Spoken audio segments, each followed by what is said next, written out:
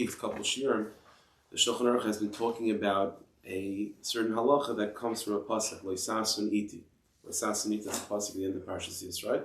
And the Gemara Darshans, Leisasun Iti means that besides the usual prohibition of serving idols and making idolatry, making idols, Leisasun Iti, there was a special mitzvah, Leisasun Kedumus Shamshi Amish Iti.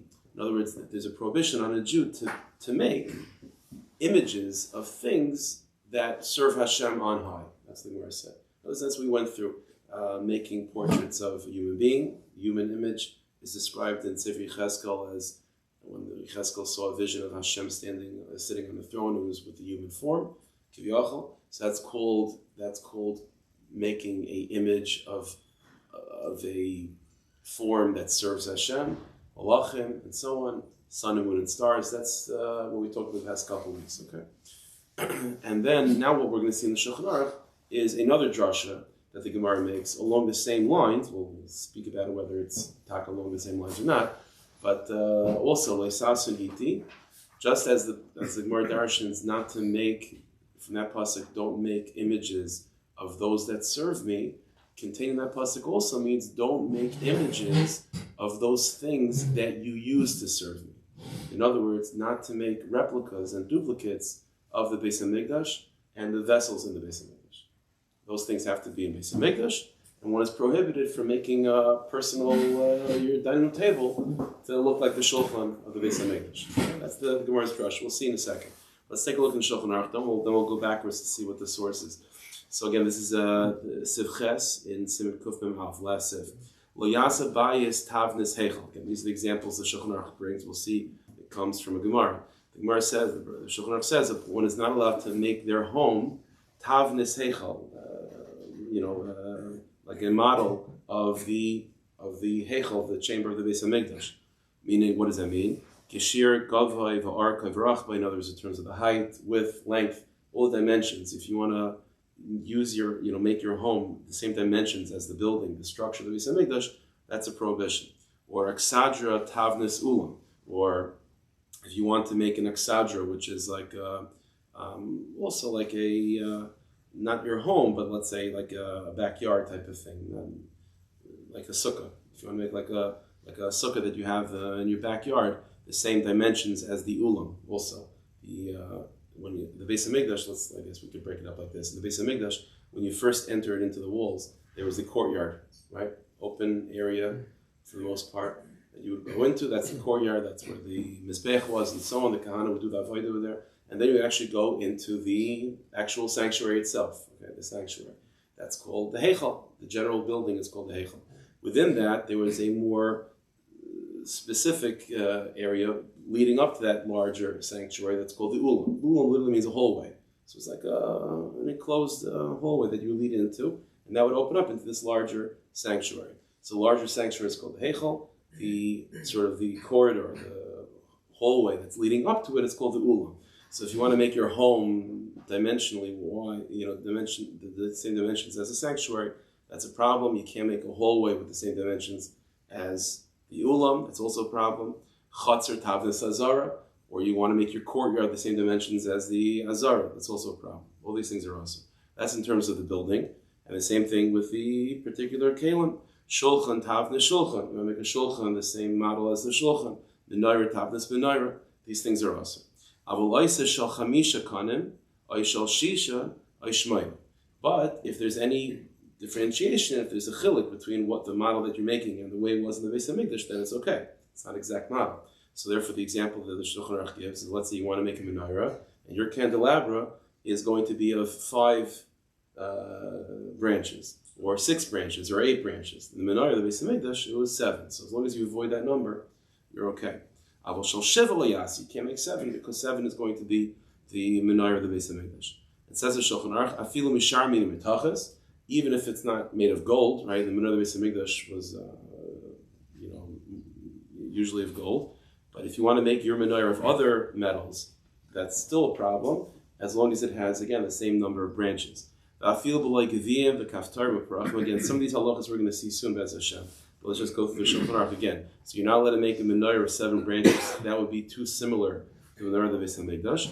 even if you're making it of other metals, and even if you're making it without all the flowers and ornaments and the cups and all the designs that went along with the menorah of the Beis HaMikdash, even if you take all that out, it's still going to be a problem.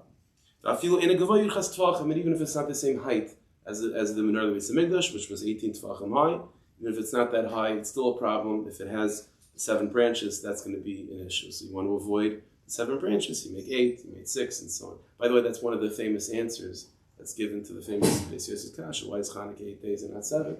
So one of the, there's like 100 answers. So some of them are going to be, not the top 10. So one of the answers is that to avoid people making, you make Hanukkah 7 days.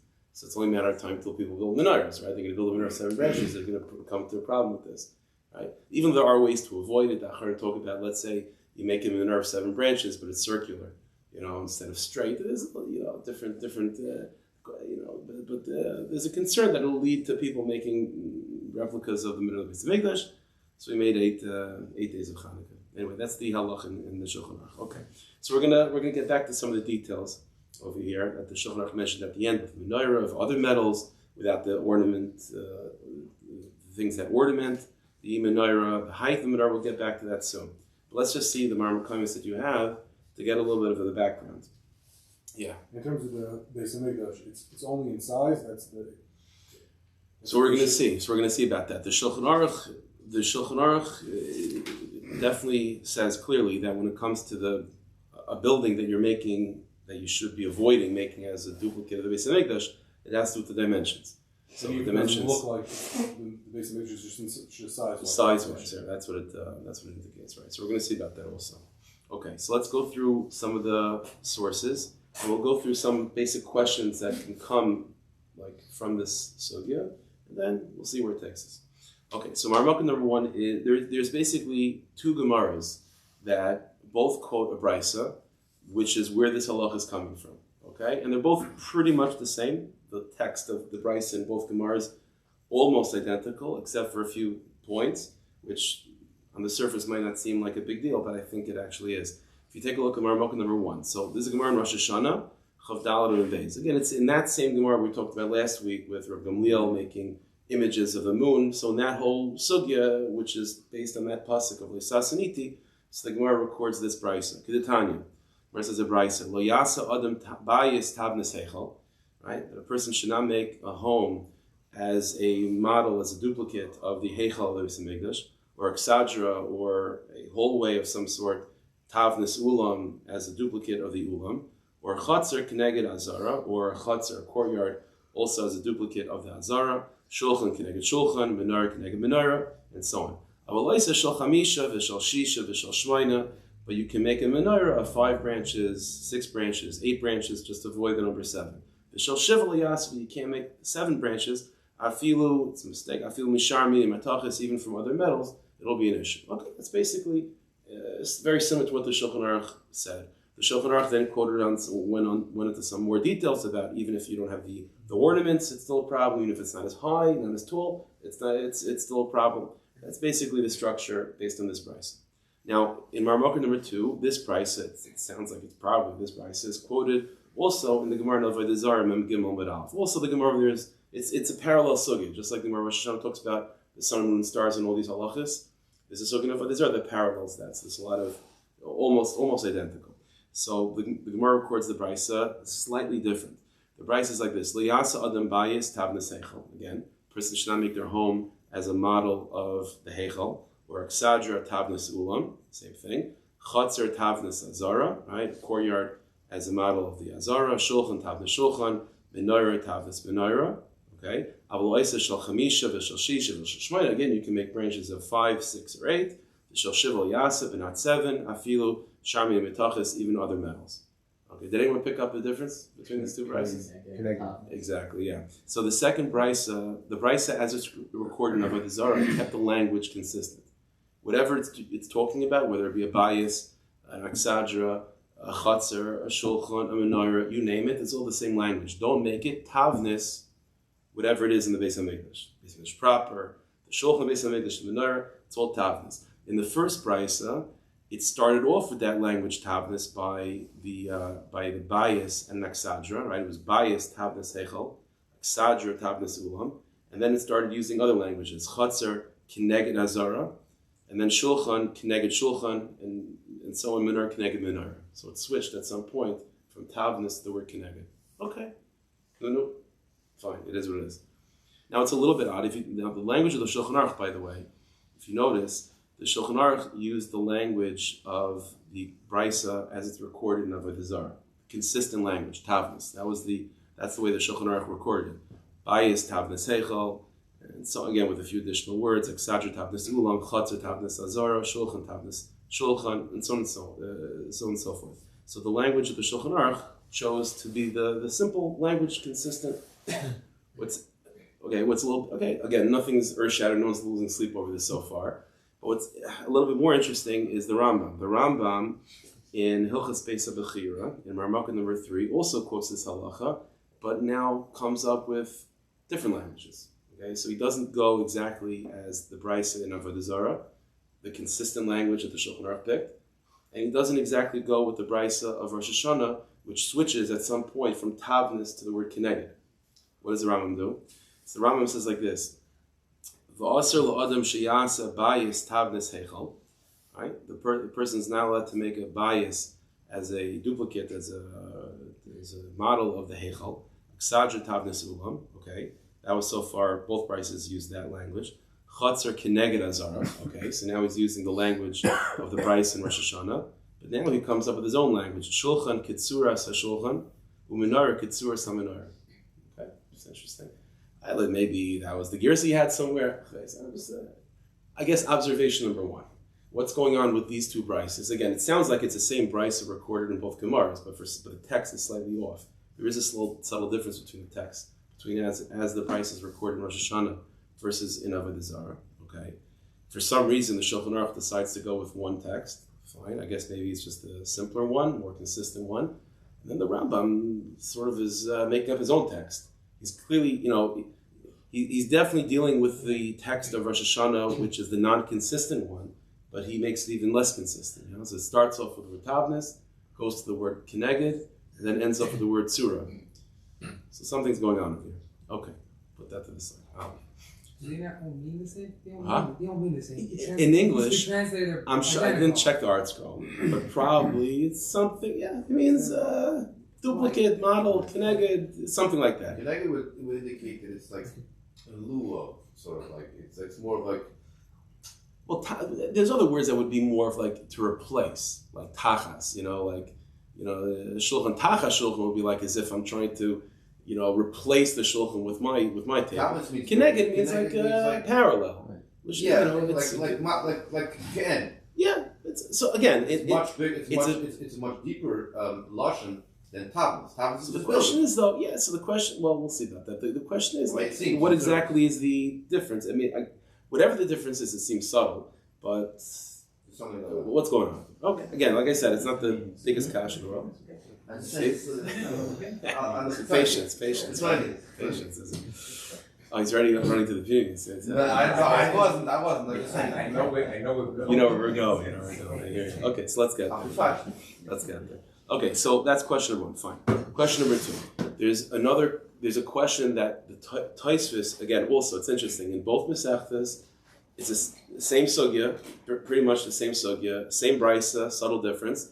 And Tosfos in both places asks the same question, but different answer. Okay, the question that Tosfos deals with is like this: the example that the brisa gave for building something that's a model of the whole way of the Beis HaMikdash was aksadra. That's the word that Gemara used: aksadra tavnis ulam. Okay, so here's the problem that Tosfos raises. Take a look at Marmukah number 4. Aksadra tavnis ulam. Says Tosfos like this: Stam aksadra, throughout Shas and Eruvin and Shabbos and so on, the word aksadra is usually a word that describes an area or a structure that ain't like him gimel mechitzas. It only has 3 walls, and it doesn't have a door. It just doesn't have a wall on the 4th side. So it's like a sukkah that just open-ended on one side. That's what usually the word aksadra means. Where this prutz of milu, and the 4th wall is just open completely. That's usually what the word exadra means. So what's the problem? The problem is that that's not how the ulam was in the Beis HaMikdash. The ulam in the Beis HaMikdash was when you were in the chutzner and you now want to enter into that ulam, sort of the hallway leading to the major structure. That was not open completely. There was a door. There was a door with there was an opening, and it had sort of walls on both sides, and it was not a completely open fourth side. So it was the fourth side had walls with an opening in the middle for a door. So Taisus is raising the issue of what's the Gemara talking about? You're making an exadra tavnas ulam. Yes, the dimensions might be consistent in terms of height and length and so on, but that's not that. An exadra means a building, a structure of 3 walls, and the ulam was a structure of 4 walls with a large door, but it was 4 walls. So the language doesn't fit over here. So it's very strange. We're talking about trying to make it model, but how can an exadra be a model of the ulam? That's the question that Taisus is dealing with both in Rosh Hashanah and Avodah Zarah.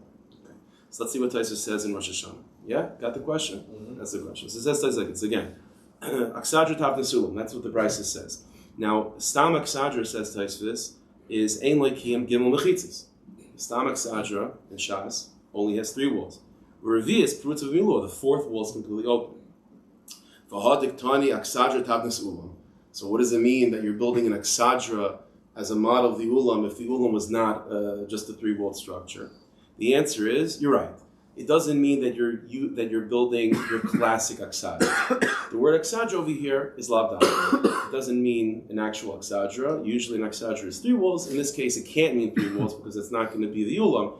So it means a 4-wall structure, but the opening is so large that it's sort of almost as if it's a open wall concept. That's what he says over here. But it says aksadra tabnis ulam. Because the ulam of the Beis HaMikdash had such a large door, even though it's true that it also had walls alongside it, so it wasn't completely open on the 4th side, but it was such a large door, karile aksadra. So we're borrowing the term aksadra, but it doesn't really mean that literally. Even though it wasn't literally open completely. It actually had 15 amas of wall on both sides. Just the door itself was so huge. We're talking about a big structure. So the door itself was so huge. So we're borrowing the term aksadra, but you're right. The Gemara doesn't mean literally if building an aksadra. That wouldn't be the ulam. That's Taisvis in Rosh Hashanah. Taisvis in Avodah Zarah also asked the question. Again, Marmuk number 5. Aksadra tavnas ulam. Right. So Taisvis says. So again, the question is, how could it be that an aksadra is being made to model the ulam if the aksadra is 3 walls, usually, and an ulam is 4 walls? Says Taisvis, the answer is, it's not true. Shabulam hayapars, the Ruch Mizrachis. The answer is no, in the Beis HaMikdash, the ulam didn't have a 4th wall. It was completely open. It wasn't aksadra. It was an aksadra. When we call Malkim Karli Pesach ulam har mekaymes, and even though the Gemara very often talks about the opening of the Beis HaMikdash, the door of the Beis HaMikdash, it wasn't really a door, but it was open completely. So, in other words, Taisvis in Avodah Zarah answers the question by saying, you're wrong, Taisvis in Rosh Hashanah, you're wrong. The Beis HaMikdash did not have a door, like that. The ulam was completely open. It was an exaggeration. It was a 3-walled structure. It was not a 4-wall structure with a large entrance. It was a completely 3-walled structure. Okay, so first of all, 2 problems. First of all, unlikely for this to be a machlokes in Metzias between 2 Balei HaTosfos and 2 Masechtas about whether the Beis HaMikdash was open on the 4th wall completely or not. Not only is it just a little bit odd that there should be a machlokes between Tosfos about this point, it's mefurish in Maseches Tamid, where it goes through all the details of the Beis HaMikdash. It is mefurish that the Beis HaMikdash was not 3 walls. It had a 4th wall, just as Taisvis in Rosh Hashanah, the first Taisvis, assumes. So here's the problem. If you go through the Mishnayos and Tamid, it's very clear that the Beis HaMikdash, the ulam of the Beis HaMikdash, was not a classic exaggeration. It was not a 3-walled structure. It was a 4-walled structure with a large opening, but a 4-walled structure. And that's where Taisvis in Rosh Hashanah is coming from. You look at the Mishnayos and Tamid, it's clear that this was not an exaggeration. So therefore, as Taisvis, how could you make an exaggeration similar to an ulam? So Tyson Rosh Hashanah is forced into a corner to say, okay, the Gemara is lav dafka. It doesn't mean an aksadra. It means something close to an aksadra because it's such a large door, but it doesn't mean an aksadra. So, but Tyson Avodah Zarah said, no, that's not true. It didn't have a fourth wall. The whole thing was open. That's simply not true. The Mishnah doesn't tell me not like that. Okay, so this is not my question. This is Achvarinu. The Cheshek Shleima, you don't have this in front of you. The Cheshek Shleima in the back of the Gemara says as follows. This is that, of course, Taisvis in Avodah Zarah is not going to disagree with the Mishnah and Talmud. But here's the point. The Mishnah and Talmud is talking about the second Beis HaMikdash. The second Beis HaMikdash was not a three-walled structure. It was 4 walls with a large opening. But the first Beis HaMikdash, that's not suppression. It's not nowhere does it openly say anywhere about the first Beis HaMikdash that the first Beis HaMikdash had 4 walls. So, and this is the point. Says the Chesed Shlomo, this is the machlekes, quote unquote, between these two taisus. This halacha of not making a duplicate of the Beis HaMikdash. Which Beis HaMikdash are you talking about? It's not clear. Maybe it means dafka the first Beis HaMikdash, because that was the greatest Beis HaMikdash. Or maybe it means dafka the second Beis HaMikdash, because that was the last one we had. Which one is it? Huh? Both. Maybe both. So it's interesting. We'll see that it ends up not being an option. We'll see about that. But in theory, maybe both. Says the Chesed Shlomo, this is the machlokes. The first taisvis in Rosh Hashanah is assuming that the Isser is going to be making a model of the second Beis HaMikdash. The second Beis HaMikdash, Mishnah and Talmud is what it's describing, had definitely 4 walls, not an open 4th wall at all. It was not just an open 4th wall. Therefore, asks Tais over there, how are you making an aksadra similar to the Ulam? So you have to say aksadra is lav dafka. You're not making an open wall. That would not be similar to the Ulam. Tais in Avodah Zarah holds not like that. Tais in Avodah Zarah holds no. We're talking about the first Beis HaMikdash, not the second. The first Beis HaMikdash, like the Mishkan, it's completely open. That you can't ask me a kasha for Mishnah in Talmud that's talking about the second Beis HaMikdash. So the first Beis HaMikdash is where the Isser is coming from. Okay. What do we, like if the second Beis HaMikdash is also, then for sure the first Beis HaMikdash is also. Okay. First let's get through the halachas. First, let's get through the dinim, and we'll figure out where the svars lie.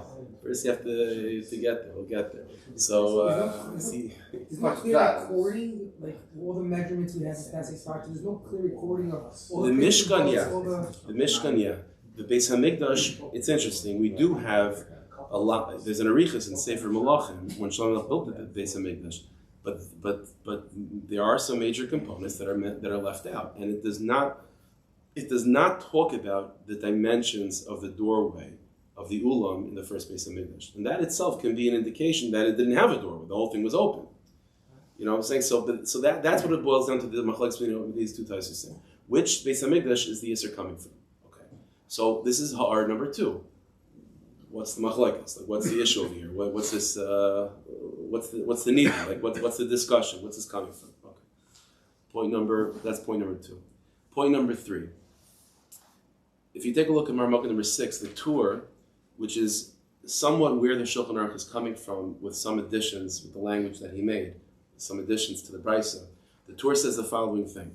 V'chei nami, again, the tour is just quoting this Brisa with a point. Says the Torah, v'chei nami, again, just as it's usher to make images of malachim and so on. Sasaniti also says, v'chei nami shamashim shebamikdash. You're not allowed to make models of things that we use to serve Hashem, not just the servants of Hashem, like malachim, but things that we use to serve Hashem. Also, you're not allowed to make. That's also usher lasis mamish dugmasam, to make literally their parallel. In you have to make some shin. You got to make it some slight difference. The height, the length.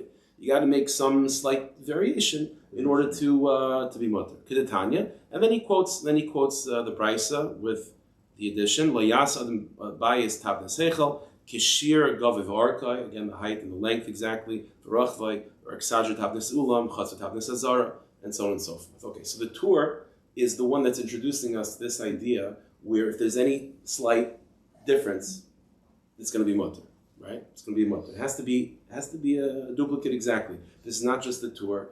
There's a Taisus and Yuma like that, and there's a Mihuri like that, and there's a whole packle of Rishonim that make this point that it's not that it has to be exactly the way it was in the Beis HaMikdash, and where they're coming from is is that in the brisa that we saw, again, both in Rosh Hashanah and Avodah Zarah, the brisa where it talked about the menorah said that it's only a problem when you make of 7 branches. 5 branches is fine. 8 branches is okay. 6 branches, just avoid the number 7. So the Tur and many Rishonim along the lines see from there. Oh, so you see, it has to be exact. If it's not exact, it's not a problem. Yeah. Kaftar and okay. That's exactly. So based on that, let's go back to the Shulchan Aruch. What exactly is the halacha of the menorah? Let's put this to the side for a second. Let's learn a little bit Hilchos menorah. Okay. What exactly is kosher for menorah of the Beis HaMikdash? Like what exactly is kosher? And the pasuk again in this last week's parasha talks about that, what the menorah is supposed to look like, right? So it's made of gold. It's certainly supposed to be 18 tefachim high. It's supposed to have the kaf d'referach and all these gviyim, all these different ornaments, built into it. That's for sure. But what's ma'akiv and what's not ma'akiv? Is it the slope of it, Rashi, Rambam, the It's also, right, all these different variations. So it's like this. The Gemara says in Menachos, and these are the halachas. Again, we're not going to go through how we know this based on Sukkim, but this is the bottom line. The bottom line halach is as follows. A menorah does not have to be gold. It can be other metals, and it'll still be a menorah in the base. It'll still be a kosher menorah. But here's the distinction. If it's made of gold, it needs kaf d'referach and gevim. If it's made of other metals, then it doesn't have to have those ornaments on it. Okay. So now, knowing that, okay, and we are making up these halachas again. So whatever, let's think of it like this. It's logical. I'm trying to make this point. Whatever is kosher in the Beis HaMikdash is what's going to be usher to duplicate, right? If something is puzzle in the Beis HaMikdash, then that's not a duplication, right? Okay.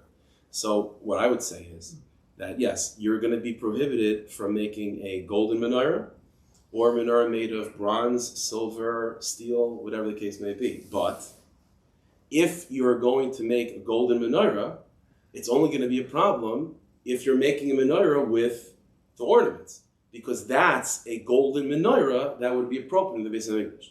But if you're making a menorah out of gold without the ornaments, that's not a menorah that's kosher in the Beis HaMikdash. If I'm making a menorah in my home that's made of steel in the Beis HaMikdash doesn't need ornaments. So fine. Then if I make a menorah out of steel without ornaments, it'll be a problem. Again, I have to avoid creating a menorah in my home that can be used in the Beis HaMikdash.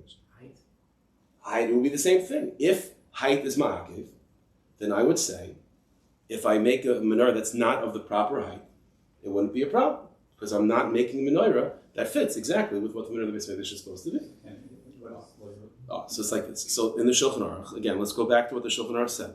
The Shulchan Aruch, after recording again, Bayis, Tavnis, Heichal, V'chulu, V'chulu, and so on, and he eventually got to the menorah, right? So he said, and the Shulchan Aruch recorded what it says in the Gemara, which is that you have to avoid making a candelabra of 7. You could have 6 and 5 and 8 and so on, but don't make 7. And then he said, I feel mishar mini metachas, and it's a problem even if you make other metals, right? And so far so good, because it's true, other metals would be kosher in the Beis HaMikdash as well.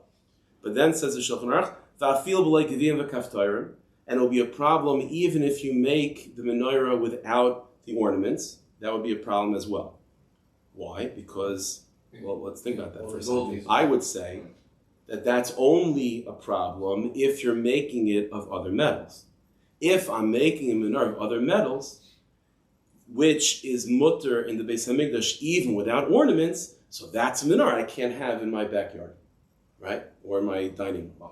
But if I'm making a menorah of gold, which in the Beis HaMikdash needs these ornaments, and I don't make it of ornaments in my house, then it's off a little bit, which is fine. But the Shulchan Aruch doesn't seem to indicate that. The Shulchan Aruch seems to say that again, he's saying gold is a problem, even other metals is a problem, and it's all a problem even without ornaments. So I don't get it. If it's without ornaments and it's made of gold, then guess what? This is a pasul menorah, the Beis HaMikdash. So for all practical purposes, this is a menorah made of 8 branches. Why can't that read as online? Huh? Why isn't that read as online? So one could make that suggestion. The problem is the Shach, the Taz, the Vilna Gaon, they all learn not like that. They all say that the Shulchan Aruch, what he's trying to say, and the truth is, regardless of what the Shulchan Aruch in fact meant, that's what the Vilna Gaon says. That's what the Shach says. That the Shulchan Aruch means to be saying a blanket statement that even whatever metal, whatever material the menorah is made of, if your menorah is missing these ornaments, it's still a problem. It's still a problem. And go on the next line. The Shulchan Aruch said, even if it's not 18 Tvachim high. 18 Tvachim high is necessary in the Beis HaMikdash. It's necessary. And the Shulchan Aruch is saying, even if you miss that, that's a problem.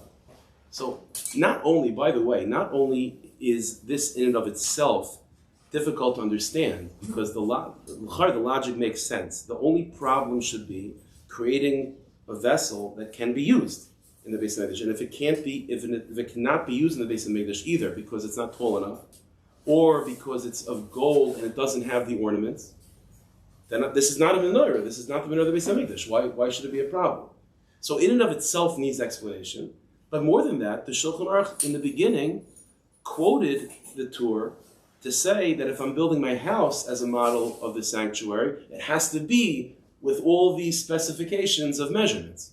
So all of a sudden, when it comes to the first part of building the structure paralleling the Beis HaMikdash, then the Shulchan Aruch says it has to be mamish, exact, to the centimeter, right? And if it's off by a little bit, it's mutter.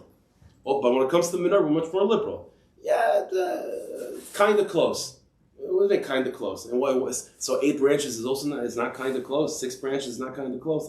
What's going on over here? What's the Havana? Okay, so the point is like this. Here's the Nakuda, and this is something that's clear from the Bir HaGra. We're not going to go through it inside because it's too tedious to go through each. But here's the idea. The idea is as follows. Let's focus. Put the structure piece to the side. Let's talk about Kalim. The Vilna Gaon explains as follows, that you have to think about it as follows. You could have certain details that are necessary to allow this menorah to be used in the Beis HaMikdash. But there's 2 separate categories whenever you're thinking about a vessel in the Beis HaMikdash. There's number 1, what we'll call the tzura klos, the general tzura of what this vessel is supposed to look like. The general tzura. And then, once you have the general tzura, there's other halachas that could come in, secondary halachas about certain specifications. But says the Vilna Gaon, this halacha, this mitzvah that we're talking about, this prohibition of building something, right, that's similar to, that's modeled after something in Beis HaMikdash, the issue is not, the halacha is not to make something that is literally the same exact thing as the Beis HaMikdash. That's not the issue. The issue is making something that has the tzura klos, the general picture, the general replica, the general form, the general image of that model. You look at this, in your brain, you see menorah of the Beis HaMikdash. There could be some details about this structure that is ma'akiv, right? And that's missing in your private menorah.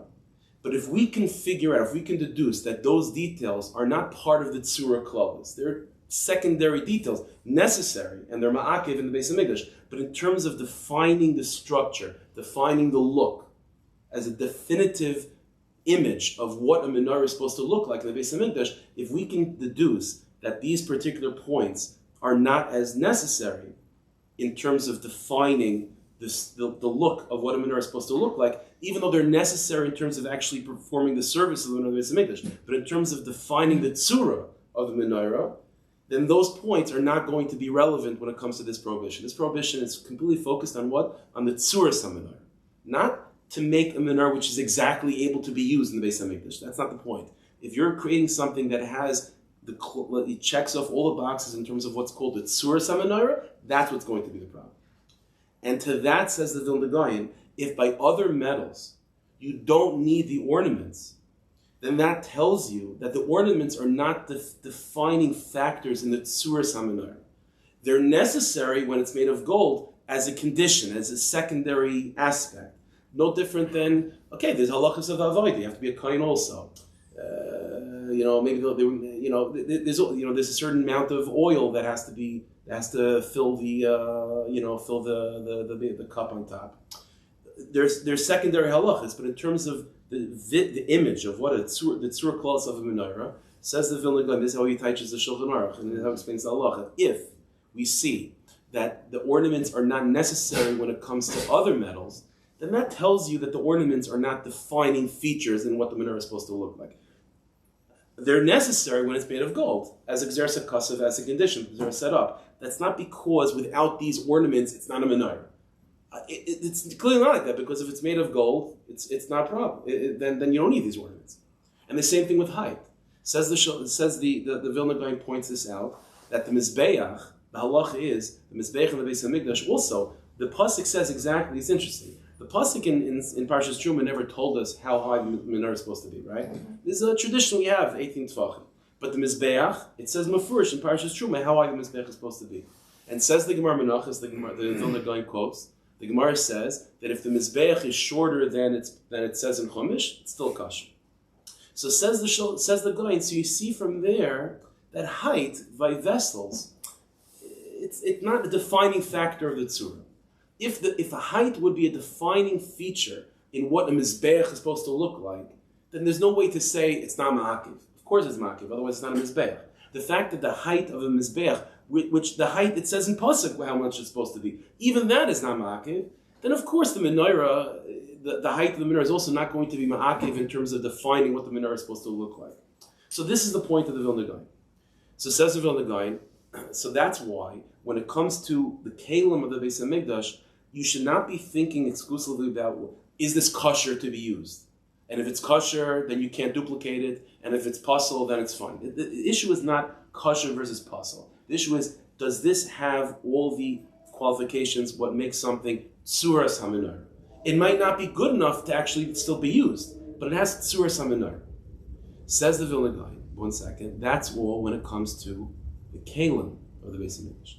But when you're talking about the structure of the building, every building is the same basic, it's four walls. I mean, there is no defining tzura of the courtyard of the Beis HaMikdash, or the hallway, or the sanctuary of the Beis HaMikdash, except for its dimensions. That's the only qualification it has. There's no other element of how are you going to define a chutzner? It's an enclosed space.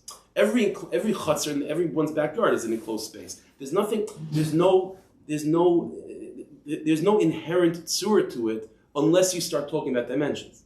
Therefore, says the Vilna Gaon, of course, when it comes to building your home as a duplicate of the Beis HaMikdash, or your hallway, or your chutzner, of course, then you have to talk about dimensions. And if you're off a little bit, then that's not the tzura of the Beis HaMikdash. Because there's nothing else to talk about. But when it comes to kalim, says the Vilna Gaon, the menorah is a tzura, the shulchan has a tzura. These are not just basic enclosed spaces. This is a vessel with personality to it. And as long as you capture the personality, even if you don't have every single detail, if the personality is captured, that's going to be a problem for this halacha. That's the chiddush of the Vilna Gaon. According to the Gaon, our everyday menorahs are also. No, because they're made of eight candles. That's why it has to be 8. But if it was made of 7, then no matter how it looked, it has the tzura. It has the tzura. The court are the exact same dimensions, but not built with anything of the same type of materials, walls, whatever. That's considered. Also that would be because that would be the defining factor. That's the defining. That's the defining factor is the measurements. That's another good It was in shuls that have seven-sided menorahs. I think that's a good point. So there's a tshuva from Ravadia doing that. There are the heterim would be. It's a little bit on the side, but it's not on the side. It's actually halach l'maisa. This should be halach l'maisa shir. So the no, it's the one of the basic term is that it's that it's not able to hold any oil. They're usually electric. So that one of the defining factors of menorah is its ability to contain oil, or at least a wax candle, something to. This is not doesn't have that tzura. That's materials has nothing to do with tzura. Say it again. Materials has nothing to do with tzura. You make it out of snow. It's like no shaykhs. The Vilna Gaon, it's not the material. Well, when it comes to the structure, yeah. No, I'm saying the menorah. Okay. Menorah, it's not material. No, it's not based on material. Well, no, I shouldn't say that. No, I shouldn't say that. There are some materials which are definitive in terms of tzura. So the only materials that the Shulchan Aruch said would be a problem are metals. If I make a menorah of ice, or I make a menorah of snow, or plastic, or wood, or earthenware, those materials are never kosher in the Beis HaMikdash that would be materials that are not part of the tzura. But it's not good because it's not kosher in the Beis HaMikdash. No, right, that's the point. It's not Exactly. because it doesn't have the tzura. It's not the Doesn't tzura. have- Metal's part of the tzura. Exactly. Any metals is part of the tzura. Other materials not. Okay, so now let's go back for a second. This was all the shita of the Shulchan Aruch and the Vilna Gaon, right? The Torah was not like this. The Torah said explicitly that everything in the Beis HaMikdash that you're making, it has to be exact. It has to be exact. And this was not just the Torah, as I mentioned, the Ritva and the Meiri, Rajba, a whole pack of Rishonim. So now we have an interesting other machlokes, right? Whenever you're dealing with this Isser, is this Isser about literally making a duplicate of what it has in the Beis HaMikdash, and if it's at all off, it's okay? And that would be the sheet of the Torah, v'chulu. Or now we have a more subtle sheet of the Shulchan Aruch and the Vilna Gaon, which is capturing the tzura. If you capture the tzura of what that vessel is, even if it's not technically exactly the way it's supposed to be, it's still a problem. So what's going on over here? Okay, so to answer this, we got to get to the kishkas. What is the aside of this prohibition? What's the problem over here? Now let's take the context of it. Again, we started with, it all comes from this pasuk, lo yisas oniti, right? And the Gemara made a drasha. Lo yisas oniti, we learned two things. Number one, don't make images of celestial beings and bodies, servants of Hashem of high. And this other drush that we're learning about tonight, don't make images of things that we use to serve Hashem in the Beis HaMikdash. There is two approaches in the Rishonim how to understand this. One approach is that both of those halachas are fundamentally the same idea. And the idea is, you are not God. You are not God. You are not God. What do I mean you are not God? The Rabbanu Shalom has his servants that are specified for him, and the Rabbanu Shalom has his vessels that he wants to be served with. And by you making a duplicate of either one of those things, it's ki'ilu, as if you're saying, okay, I also feel like I have my little universe over here. And that's what the Isser is. Don't make duplications of something that the Rabbanu Shalom, these are Rabbanu Shalom are copyrighting these things. These are things that are reflective of God being God. He has his servants above, and he has his vessels that he wants to be served with, and don't make a duplicate of that. This is something the Meiri says like this. There's a pack of Rishonim that say like that. You're not licensed. Right. It's interesting, and because of that, by the way, the Meiri talks about this, and the Meiri says because both of these halachas, again, whether it be not making servants of Hashem, right, duplications of the servants of Hashem on high, or not making duplication of things that are used to serve Hashem from below, like the Beis HaMikdash, the Meiri says because of this, because this one pasuk sort of contains both of these, even though the umbrella idea is the same, but in practicality, these are two separate categories of objects. So the Meiri says because of this, you're not going to get malchus on this lav, because we have a general rule, lav shebechlolos. When you have one lav that contains within it so many subcategories, even though it's all one, there's an umbrella over all of them, but they're different categories, you don't get malchus on that. To get malchus on a lav, it has to be laser focused. Mm-hmm. So it says the Meiri, you don't get malchus on this. Is it just making, or what if a guy makes it and you buy it? So that we talked about last week, it would just be making. Just be making. If a guy makes it and you buy it, there could be midrabana of marasai and stuff like that. But midraisa would just be making. And it would be the same thing for making these objects also. It's making. What's interesting is the Rambam's not like that.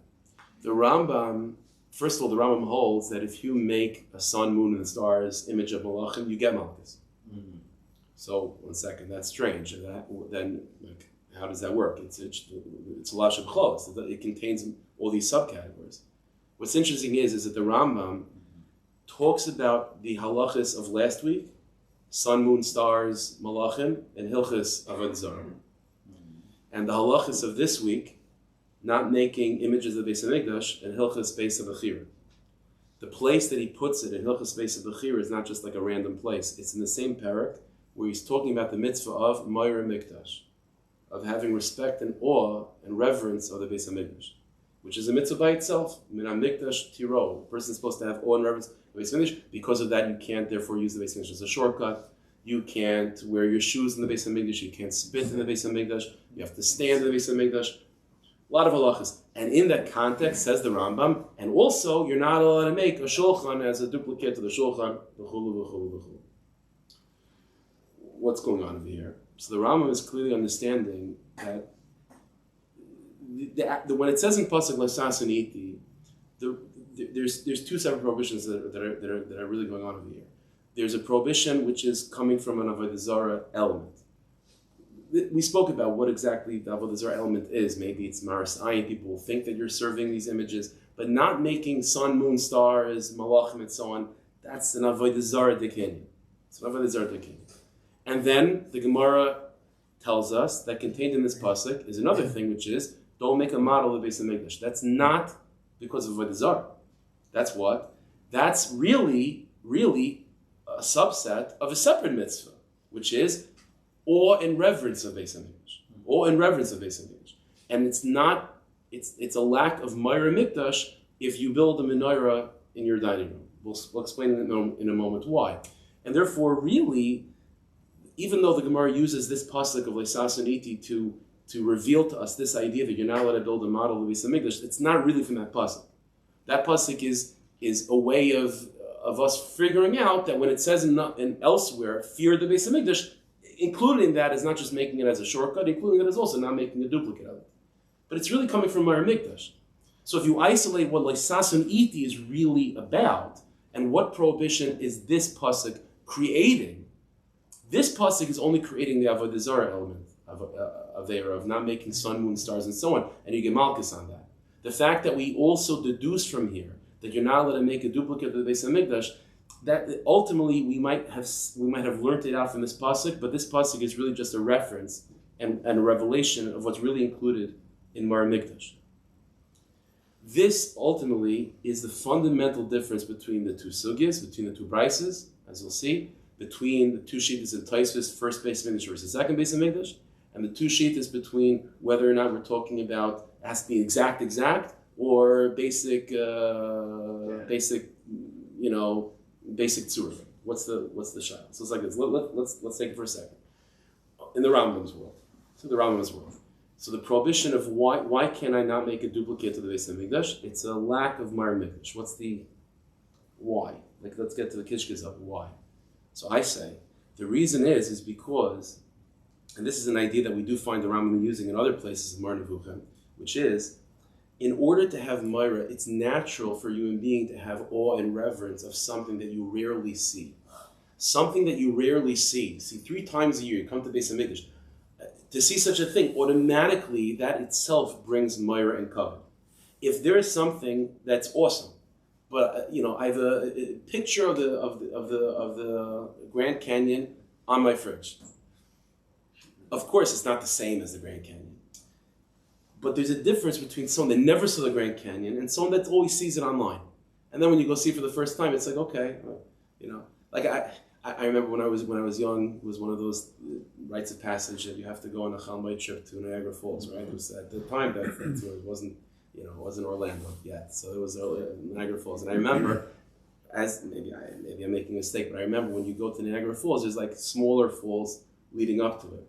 And I remember I saw, so it was on this side, I guess, whatever, I don't remember exactly, but we went to the Niagara Falls and we saw a smaller one and a smaller one. Eventually we got to Niagara Falls, but in my mind, I thought it was one of the small ones leading up to the big one.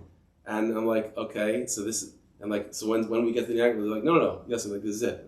Like, it's like, it wasn't exciting. It wasn't exciting because I saw it, and in my mind there was something. The isser of what? The isser of the reason why you're not allowed to make a menorah and a shulchan and all these things is what? Is because you want the tzura, you want the menorah to be something fresh and something new and something that you don't see all the time. You want it to be something that you never see. Therefore, in that world, says the Rambam, it's not about an exact duplicate. As long as you're capturing the essence of what a menorah looks like, then you're missing the awe factor when you actually see the real thing. It's taking away from that kavod and Meirah not that when you make the exact duplicate. The lack of kavod and Meirah is even when you just capture the essence of it. That's also a lack of kavod and Meirah. That's enough notion of building versus. Okay, so we'll get there in a second. Yeah. So when it comes, so that's in the word of the Rambam. That's enough of a reason to make it a prohibition? Kach Gazer Chachmas Yisbarach, yeah. So Meir even Mikdash. even to the Meir manual, Mikdash. even drawing it should be a problem. So, again, it's a memsa, and if it's less than memsa, it's not a mikveh. There's always going to be a line that you draw, but the concept of capturing the tzura is what's going to diminish the kavod and the meir. This, I think, is the ultimately what also the reason. This is not only. This is the reason again why, according to the Gaon and the Shulchan Aruch, even if you're not making an exact duplicate, if you're just copying and capturing the essence, it's going to be a problem. It's because of the Rambam's world, which is that this is because of Meir Mikdash. And by the way, I believe that the Rambam himself definitely holds, like the Gaon and the Shulchan Aruch, that you don't have to be exact duplicate in order to make it a problem, except for the structure, because there's nothing else to work with except for the measurements. And I think this is what the Rambam means to say. Let's go back to the language of the Rambam. I'm going to go quick. Again, remember the Rambam, when he quoted the Brisa from the Gemara, he changed the language, remember? He made it more complicated, not just like tavnis. It was more subtle. So let's go through it. The word tavnis, let me give you a little bit of background. The word tavnis literally means, what's the word? Oh my gosh, a mold. A mold. That's what tavnis means. The word tavnis is going to mean exact. The word tavnis literally means a mold. So says now let's go through the Rambam's his lashon now. Again, in Maramok number 3. Asr adam sheyasa bayis tavnis heichel. Aksadra tavnis ula. Has to be exact. In other words, that's the word tavnis. Exact. Right? Now, chatzer keneged azar. Now the word chatzer, all of a sudden he avoids the word tavnis and now goes to the word keneged. Why? The word tavnis also, because the word technically means, I just missed it again. What's the a mold? A mold only makes sense when you're dealing with a chefza. The chutzner is just an open area. It's an empty. It's a space. The word tavnis doesn't. You can't use it for empty space. For empty space, the more proper word is keneged. That's what he means. Chutzner is keneged azar. But again, keneged means we're talking about exact. But now, when he moves on to Kalim, now you can go back to the word tavnis. But why not? So you can go back to the word tavnis. He doesn't go back to the word tavnis. Now he says something different. Shulchan kitzuras hashulchan, menorah kitzuras menorah. The only reason why you stop using the word tavnis is because you're talking about an open area of an azara that's not an object to put into a mold. So go back. So now you are talking about objects that you could theoretically talk about using a mold, kilu. So go back to the word tavnis. No, I'm not going back to tavnis again. You know why? Because now we're talking about kalim. And we're talking about kalim that has a tzura besides the specific dimensions of it.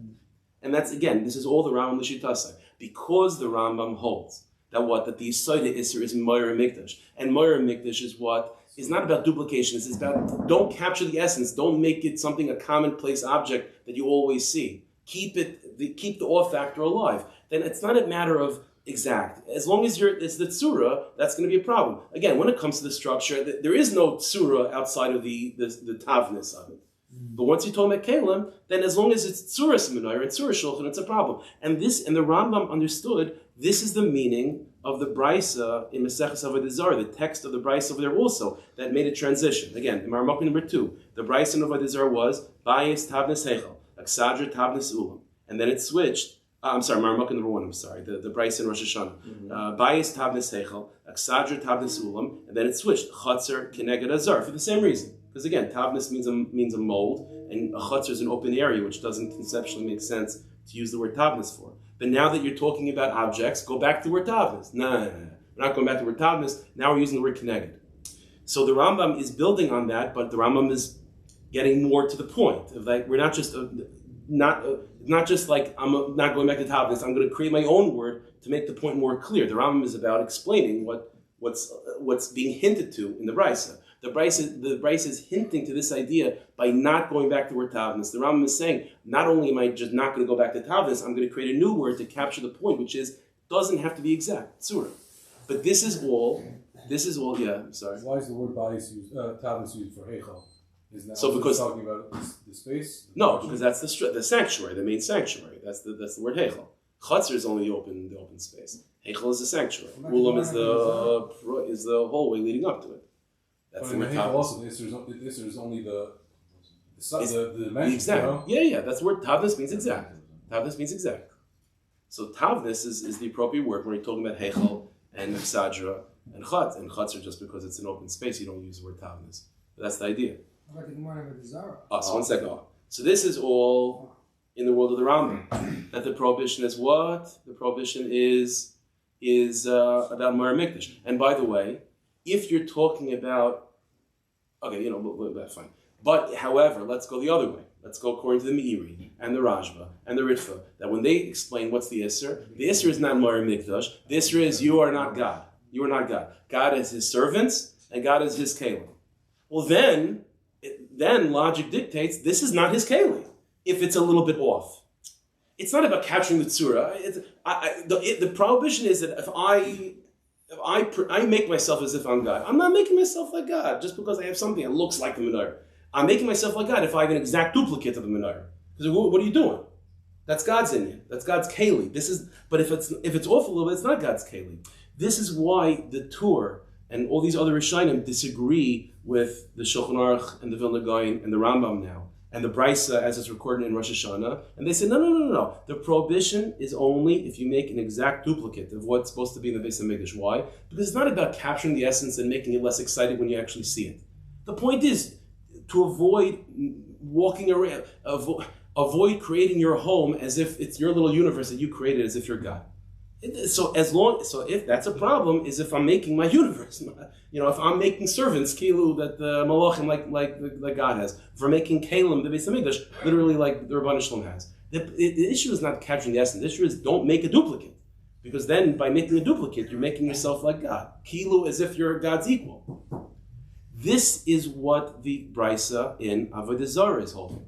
The Brisa in Avodah Zarah that does not uses a consistent language. Tav bayis tavnis hechel, aksadra tavnis ulam, chatzar tavnis azar, shulchan tavnis shulchan, minar tavnis minar. That text of the Brisa does not start veering off and changing. Why? Because it wants to say the point that it's trying to make. Tavnis is a oh my gosh, mold. Tavnis is a mold, and even when it doesn't make sense to use the word mold because we're talking about an open space like an azara, it wants to make the point exact. It's an exact for the structure. It's an exact for the kalim. Exact, and that's the language that the Shulchan Aruch, that the Torah used, and those are the two camps. So we have two fundamental opinions about what this Isser is about. Is it about Mar Mikdash? And that's the Rambam. And in that case, then flowing from there, the Isser is only going to be by kalim. It's going to be even when you just capture the essence and the look of what that keli is. That's the Brisa as it's recorded in Maseches Rosh Hashanah. And then you have the other camp, which is, no. The prohibition is not about Mar Mikdash, it's about you are not God. And don't make yourself like God. Don't duplicate his house. Don't duplicate his stuff. Right? He has a copyright on it. Those are God inyanim. And don't be like God. And in that case, the prohibition is duplication. And that's going to be the Brisa as it's recorded in Maseches Avodah Zarah. I think another nafkamina between these two things is first Beis HaMikdash or second Beis HaMikdash. If the prohibition is Moira Mikdash, don't keep those pictures, those images pristine the way it's supposed to be. Then I think, again, this point you could disagree with me, but I think logic would dictate that it would depend on the last Beis HaMikdash you had. The last Beis HaMikdash that we had, which was the second Beis HaMikdash, and the Rabban Shalom was defining for you practically, halacha l'maisa, what does Mikdash look like to you? Mikdash means second Beis HaMikdash. So Moira Mikdash, in other words, nowadays you're not allowed to walk on the Har HaBayis and use it as a shortcut. Why? Because Moira Mikdash, as if the second Beis HaMikdash is still there. In terms of that mitzvah of Moira Mikdash, it's as if the Churban never happened. That's what it means. Because even though the Beis HaMikdash is no longer standing, you can't just walk there as if it was destroyed. You have to act as if it's there. You can't walk with shoes on the Har HaBayis, you can't go there. You have to pretend as if the second Beis HaMikdash is still standing. So if the prohibition of making duplicates is because of Mar Mikdash, then again, second Beis HaMikdash, pretend as if it's still standing. The whole mitzvah of Mar Mikdash is about pretending the Beis HaMikdash is still there. But if you're talking about what? If you're talking about the prohibition is don't make images of God's servants on high, and don't make images of God's kalim, of things that God uses to be served.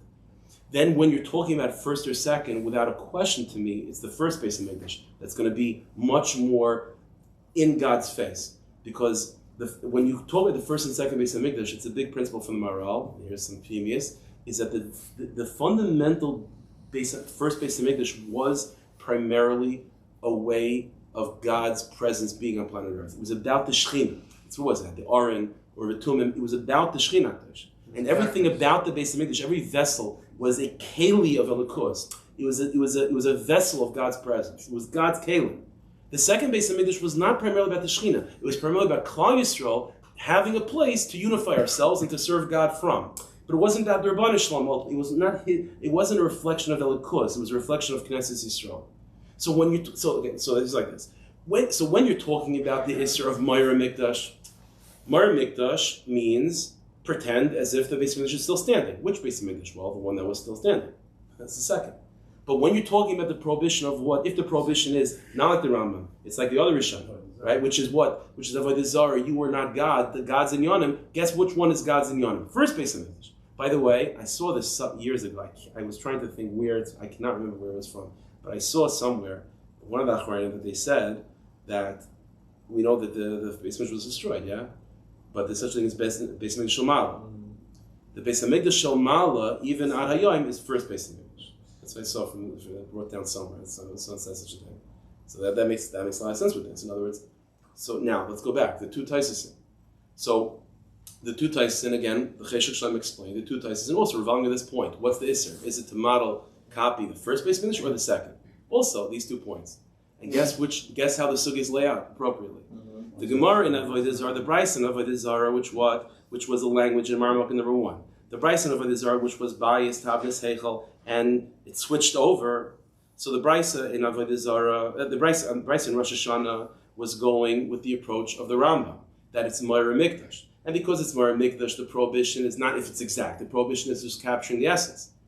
But if it's Meir Mikdash, then it's going to be what? Second Beis HaMikdash. Taisus in Rosh Hashanah says, how can Aksadra be made like an ulam? The second Beis HaMikdash did not have an open fourth wall. So you have to say the Lashon Gemara is Lav Davka.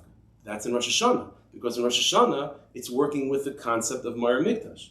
But in Avodah Zarah, Avodah Zarah, where the Bryce is what? Always consistently Tavnis, which is exact. And that does not fit with the concept of the Rambam of Meir Mikdash. That's based on the model of the Tur and other Rishonim, that it's about you are not God, don't be like God, and therefore it's only going to be a problem if you're duplicating God's stuff. But because of that, the focus is going to be first Beis HaMikdash. So over there, Taisa says, yeah, the Exadra, the Beis HaMikdash was an Exadra too. Which one? Not the second, the first. There's no machlokes between the two Taisa. They're not disagreeing. Each one is explaining according to that sukkah. What's the halacha? I don't know. The halacha is it's machlokes, right? The Rambam paskin like this way, and the Torah paskin the other way. But it's not machlokes in Taisus. It's not machlokes in Taisus. They're just following the Gemara. It's a steer in the Gemara. It's machlokes in the Gemara. What the fundamental yisod is. The Rambam comes out much more clear because you can touch both ways. Because the Rambam can say, when it says the Rosh Hashanah, that's referring to first. The Torah comes out much more shver. How does he deal with the Gemara? So the Torah's because the Torah's paskening. What does the Torah do with Rosh Hashanah? He paskens like Avodah Zarah. He paskens like Avodah Zarah. Oh, you're saying because the Rambam could say that one's Lav Davka? Yeah. No, the Rambam could say that was from the first Beis HaMikdash. Yeah. Okay, yeah, that's what it comes out. Now, one last point of just one nakuda that I think needs just a point of just gishmak is that in the Rambam, it is interesting that in the Rambam, this pasuk of Leisasuniti is primarily creating for us an avera, which is from the world of Avodah Zarah, right? Of Leisasuniti. If I don't stop it right now, it's going to get too big and overly complicated. So hold on a second. Auxiliary cool. Yeah, I know. 1 second. The Iker is you guys, but still. So, yeah. Anyway, so the prohibition of Leisasuniti is primarily telling you what Avodah Zarah. In others, don't make these images on high. Don't make these images on high. It happens to be the Rabbanu Shalom also uses this pasuk to tell something that we wouldn't have known about Meir Mikdash. Look, I think it's a little bit interesting. I don't know. In Meir Mikdash, hinted somewhere. We have to But you have to hint the halacha of Mar Mikdash, Dafkin is possible is a little bit like, okay, that's the Rebbe Shalom wants to do things. Sometimes a little bit funny, but like steps. So if you remember, this is just the Derech Agav. If you remember, a couple of weeks ago we talked about the Rambam and what's the Avodah Zarah element really of those images of a malach and those things. So if you remember, we explained based on the Ibn Ezra and so on that those images were unique in that they're not classic Avodah Zarah images, but they're images that if one were to believe they need an intermediary between them and God, those would be the images you would use. So it's not a classic Avodah Zarah bowing down to a worm. We're talking about using these things as intermediaries. And we explained that the fundamental point of the mitzvah, according to Rambam, is you have the right to talk to Hashem. Be comfortable with Rabban Shalom. Be comfortable with Rabban Shalom. Don't feel that you don't deserve to talk to him. Because that's the mitzvah, which is like Satsanit, don't make any of just talk to me directly. So, but there's always that concern. But don't get too comfortable. Don't get too comfortable. So in order to make sure that the completion of this mitzvah is to hint to another mitzvah, which is Mar Mikdash. Mar Mikdash means, as the Gemara says in Yavamis, Lo Mikdash at the Misyar. You're not afraid of the Beis HaMikdash. You're afraid of the one that dwells in the Beis HaMikdash. So this is the point. The completion of Lisasan Iti is only there when you are at the same time remembering this other mitzvah of Mar Mikdash. Because then putting it together, now you have a complete healthy relationship with God. Confident enough to talk to Him, but remember who you're talking to. And therefore, Davka, the pasuk in Lisasan Iti, needs to hint to us to Mar Mikdash, not only because to help out Mar Mikdash, but to help itself out, to get you to be thinking Mar Mikdash at the same time. These two mitzvahs need to be linked in order to complete each other. That's the side according to the Rambam. The Rambam didn't answer which point the Rambam